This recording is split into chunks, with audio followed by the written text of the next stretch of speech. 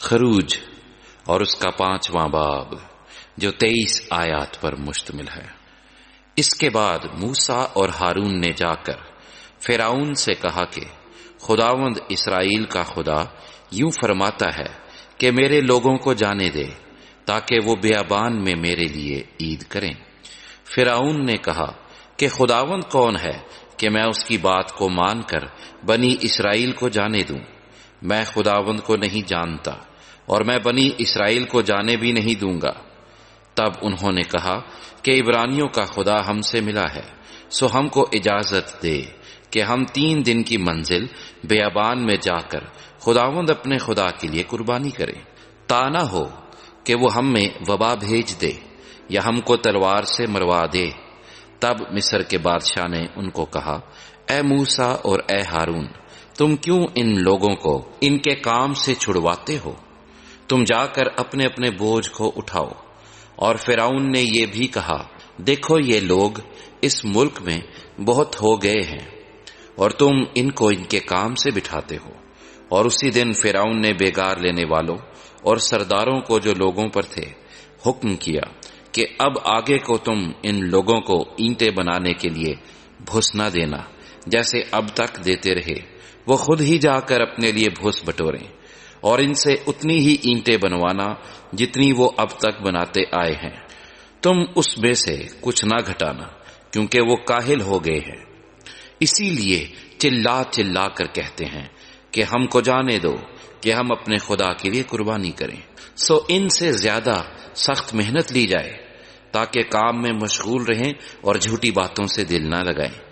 تب بیگار لینے والوں اور سرداروں نے جو لوگوں پر تھے جا کر ان سے کہا کہ فرعون کہتا ہے میں تم کو بھوس نہیں دینے کا، تم خود ہی جاؤ اور جہاں کہیں تم کو بھوس ملے وہاں سے لاؤ، کیونکہ تمہارا کام کچھ بھی گھٹایا نہیں جائے گا۔ چنانچہ وہ لوگ تمام ملک مصر میں مارے مارے پھرنے لگے کہ بھوس کے عوض کھونٹی جمع کریں، اور بیگار لینے والے یہ کہہ کر جلدی کراتے تھے کہ تم اپنا روز کا کام جیسے بھوس پا کر کرتے تھے اب بھی کرو۔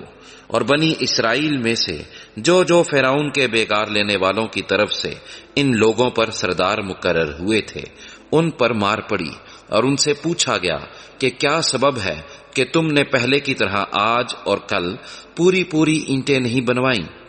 تب ان سرداروں نے جو بنی اسرائیل میں سے مقرر ہوئے تھے فرعون کے آگے جا کر فریاد کی اور کہا کہ تو اپنے خادموں سے ایسا سلوک کیوں کرتا ہے؟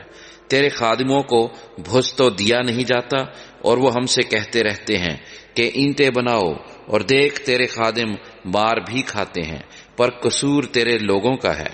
اس نے کہا، تم سب کاہل ہو، کاہل، اس لیے تم کہتے ہو کہ ہم کو جانے دے کہ خداوند کے لیے قربانی کریں۔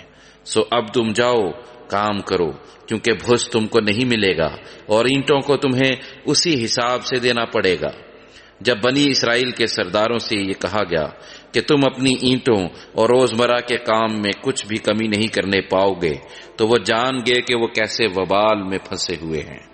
جب وہ فرعون کے پاس سے نکلے آ رہے تھے تو ان کو موسیٰ اور ہارون ملاقات کے لیے راستے پر کھڑے ملے۔ تب انہوں نے ان سے کہا کہ خداوند ہی دیکھے اور تمہارا انصاف کرے، کیونکہ تم نے ہم کو فرعون اور اس کے خادموں کی نگاہ میں ایسا گھنونا کیا ہے کہ ہمارے قتل کے لیے ان کے ہاتھ میں تلوار دے دی ہے۔ تب موسیٰ خداوند کے پاس لوٹ کر گیا اور کہا کہ اے خداوند، تو نے ان لوگوں کو کیوں دکھ میں ڈالا اور مجھے کیوں بھیجا؟